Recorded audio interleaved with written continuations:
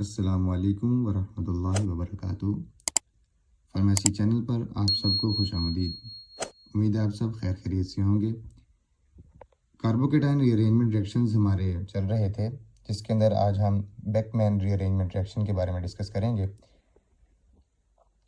तो शुरू करते हैं। सबसे पहले introduction. Beckmann rearrangement reaction when oximes are treated with strong acids. जब ऑक्साइम्स को, ऑक्साइम क्या होते हैं? ऑक्साइम ऐसे कंपाउंड होते हैं जिसमें कार्बोनाइल कार्बन के जो ऑक्सीजन होता है उसकी जगह नाइट्रोजन ऐड हो जाता है और उस नाइट्रोजन के साथ हाइड्रोक्सिल ग्रुप अटैच्ड हो तो उसे हम ऑक्साइम कहते हैं। अब ऐसे ऑक्साइम्स जो से हैं वो जब स्ट्रॉन्ग एसिड्स जैसे सल्फ्यूरिक एसिड है इनके साथ जब इसे ट्रीट किया जाता है तो ये अमाइड में कन्वर्ट होते हैं। सेवरल रिएक्शंस होते हैं रीअरेंजमेंट, उसके बाद ये हमारे रिस्पेक्टेड अमाइड के अंदर कन्वर्ट होते हैं और इस रिएक्शन को हम बेकमैन्स रीअरेंजमेंट रिएक्शन कहते हैं। तो ये जनरल रिएक्शन लिखा हुआ है। ऑक्साइम, सल्फ्यूरिक एसिड, ये PCl5 है, फास्फोरस पेंटाक्लोराइड, ये यूज़ होते हैं और हम इनसे अमाइड बनाते हैं। तो अब इसके मैकेनिज्म की तरफ चलते हैं। मैकेनिज्म से पहले अगर हम देखें इसका, अगर एक जनरल रिएक्शन पे एक ओवरव्यू दिया जाए तो ये हमने एक अमाइड लिया है, जो मैंने पहले आपको बताया है कि कार्बोनाइल कार्बन का जो नाइट्रोजन होता है उसके ऑक्सीजन की जगह नाइट्रोजन अटैच हो जाता है और उसके नाइट्रोजन के साथ एक हाइड्रोक्सिल ग्रुप अटैच होता है। अब इनको जब हम स्ट्रॉन्ग एसिड्स, यहाँ पे मैंने सिर्फ प्रोटॉन लिखा है, उनके साथ हम अटैक करवाते हैं उनका, तो क्या होता है कि वो हाइड्रोक्सिल के साथ हाइड्रोजन अटैच हो जाता है। अब यहाँ पे ये OH2 जो है ये फुली सेटिस्फाइड है, इस ऑक्सीजन अपनी वैलेंसी पूरी कर चुका है और ये एज एन ऑक्सोनियम आइन बिहेव कर रहा है। ऑक्सोनियम आइन ऐसे आइंस होते हैं जिसमें जो ऑक्सीजन है वो 3 बॉन्ड बनाता है, मतलब एक अब इसने नाइट्रोजन के साथ बनाया हुआ है और 2 इसने हाइड्रोजन के साथ बनाए हुए हैं। तो ये एक ऑक्सोनियम आइन के तौर पे बिहेव कर रहा है।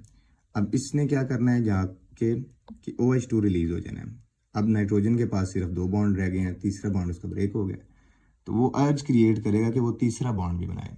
यहाँ पर with in the molecule rearrangement होगी और कार्बोनाइल कार्बन का जो एक अल्काइल है वो रीअरेंज होके नाइट्रोजन के साथ अटैच हो जाएगा। इसके बाद फिर हम इसे वाटर के साथ ट्रीट करेंगे और फिर रीअरेंजमेंट रिएक्शन होगा और ये कन्वर्ट हो जाएगा अमाइड के अंदर। तो मैकेनिज्म स्टार्ट करते हैं इसका। सबसे पहला स्टेप है जी प्रोटोनेशन। प्रोटोनेशन का मतलब होता है प्रोटॉन का ऐड होना।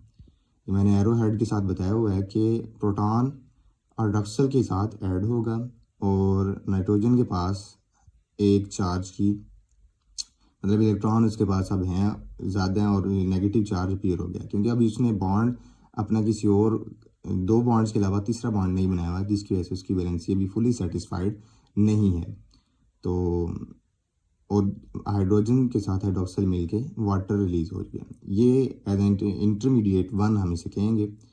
अब नेक्स्ट स्टेप है फॉर्मेशन ऑफ इंटरमीडिएट 2। इंटरमीडिएट 2 कैसे बनेगा? With in the molecule rearrangement reaction होगा। रीअरेंजमेंट रिएक्शन टेक्स प्लेस और ये होगा कैसे कि जो मोर इलेक्ट्रोनेगेटिव एटम है नाइट्रोजन, उसकी तरफ अल्काइल माइग्रेट करेगा। अगर आपने मेरा पिछला लेक्चर देखा हो जिसके अंदर मैंने बताया था कि माइग्रेशन का, अल्काइल ग्रुप की जो माइग्रेशन होती है वो उसके माइग्रेटरी एप्टीट्यूड के ऊपर डिपेंड करती है और कुछ ग्रुप्स के बारे में मैंने बताया था। तो ये माइग्रेट करेगा मोर इलेक्ट्रोनेगेटिव एटम की तरफ और कार्बन के ऊपर एक पॉजिटिव चार्ज आ जाएगा। इसे हम इंटरमीडिएट 2 के नाम से लेबल करते हैं। अब थर्ड रिएक्शन है जो कि इस रिएक्शन का आखिरी स्टेप है, फॉर्मेशन ऑफ अमाइड। मतलब सिंपल सा स्टेप है कि इसके अंदर थोड़ी सी रीअरेंजमेंट होगी। मतलब ये जो कार्बन सेंटर था इसके ऊपर हमने देखा पिछले स्टेप में पॉजिटिव चार्ज अपीयर हुआ और नाइट्रोजन जो सी है वो क्या कर रही है, वो अपना एक इलेक्ट्रॉन अपनी तरफ शिफ्ट करेगा और जब ऑक्सीजन होगा क्या, जब ऑक्सीजन, ये वाटर जो से जब कार्बन को हम ट्रीट करवाएंगे ऑक्सीजन के साथ, वाटर के साथ सॉरी, तो ऑक्सीजन जो है वो इस पॉजिटिव कार्बन सेंटर के ऊपर अटैक करेगा। अटैक करने के बाद कार्बन एक इलेक्ट्रॉन जो सा है वो नाइट्रोजन की तरफ शिफ्ट कर देगा ताकि उसकी भी वैलेंसी पूरी हो जाए और वो ऑक्सीजन के साथ अपना बॉन्ड भी बना ले। जब इसका बॉन्ड बनेगा ऑक्सीजन के साथ तो नाइट्रोजन की तरफ हाइड्रोजन अटैक करेगा। क्यों? क्योंकि पिछले स्टेप में हमने देखा है कि नाइट्रोजन के ऊपर नेगेटिव चार्ज आया था, कार्बन के ऊपर पॉजिटिव। तो यहाँ से ऑक्सीजन नेगेटिव है, ये कार्बन की तरफ जाएगा, और हाइड्रोजन पॉजिटिव है, ये नाइट्रोजन की तरफ जाएगा। अब इनसे आगे हमारे पास क्या बन रहा है डायरेक्टली अगर आप देखें तो पहले मैंने रीअरेंज करके नहीं इसे लिखा, रैंडम जिस तरह मैंने ये एरोज लगाए हुए हैं इसी तरह मैंने लिखा है। तो उसमें हमारे पास NH के साथ एक अल्काइल ग्रुप ऐड है और दूसरा कार्बोनाइल के साथ भी एक R ग्रुप ऐड है। तो आगे मैंने इसे रीअरेंज करके लिखा है जिसमें ये एग्जैक्टली नज़र आ रहा है कि ये एक अमाइड बन चुका है। अब फार्मास्यूटिकली इसकी एप्लीकेशंस बहुत इंपॉर्टेंट है। फार्मास्यूटिकल एप्लीकेशंस देखते हैं। Used in the sciences of paracetamol. Paracetamol world wide बहुत ही इम्पॉर्टेंट एक डोजेज फॉर्म है जो कि डिफरेंट फार्मूलाज की फॉर्म में यूज़ होती है। ये इसकी साइंस में इन्वॉल्व है। फिर used in the sciences of steroids and drugs. Steroids muscle gain करने के लिए भी यूज़ की जाती हैं। स्टीरॉइड मसल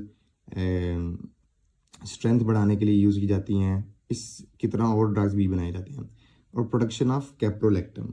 अब कैप्रोलेक्टम भी क्या होता है ये भी देख लें कि कैप्रोलेक्टम जो से हैं ये स्ट्रॉन्ग ऑर्डर होती है इनकी और इनको क्रिस्टलाइन सॉलिड्स होते हैं। इनको यूज़ किया जाता है प्लास्टिक बनाने के लिए, सिंथेटिक फाइबर्स बनाने के लिए, और ये डिटर्जेंट्स, कॉस्मेटिक्स या डिसइंफेक्टेंट्स के बनाने के अंदर भी इस्तेमाल होते हैं। तो एक बार ओवरव्यू मैं इसका दे देता हूँ कि सबसे पहले हमने एक ऑक्साइम लिया और उस ऑक्साइम के अंदर हमने एक प्रोटॉन ऐड करवाया, मतलब स्ट्रॉन्ग एसिड के साथ हमने इसका रिएक्शन करवाया। उसके बाद हमारे पास ऑक्सोनियम आयन फॉर्म हुआ है। देन इंटरमीडिएट 2 बना। इंटरमीडिएट 2 के बाद रीअरेंजमेंट हुई और हाइड्रोक्सिल ग्रुप्स और हाइड्रोजन की इनके साथ ट्रीटमेंट के बाद हमारे पास अमाइड बन गया। Protonation first step, then formation of intermediate 2 या रीअरेंजमेंट रिएक्शन आप इसे कह सकते हैं, और थर्ड में है जी फॉर्मेशन ऑफ अमाइड।